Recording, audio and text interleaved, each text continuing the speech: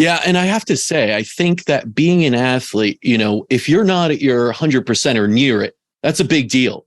Whereas a lot of people, when they just go into work with fatigue, a cough and everything, you can still perform things like, working on a computer, which so many people do.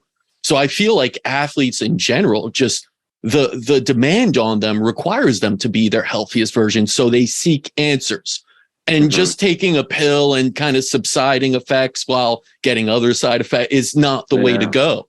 So you keep diving into things. And I remember when we were going back and forth, you were thinking about maybe coming into the clinic and we were discussing things and the timing wasn't right. And I believe you ended up with Paul Chek at that time, right? And trained a little bit with him. What'd you learn from Paul?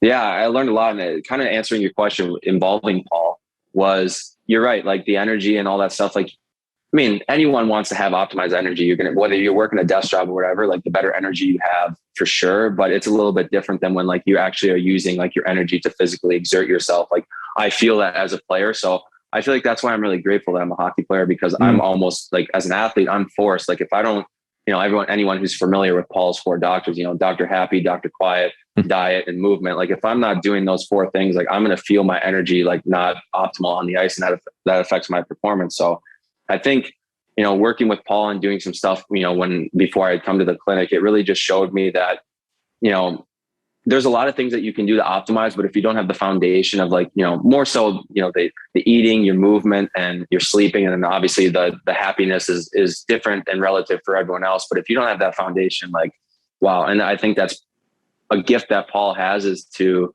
this is more a Feldenkrais principle now.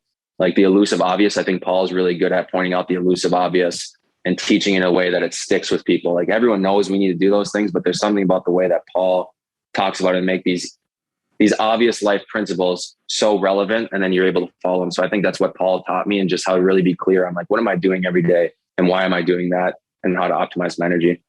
Yeah, Paul's really good at pointing out those kind of simple facts of life that you should follow, right? That fall in line with nature. And then the techniques and things to keep yourself in that state.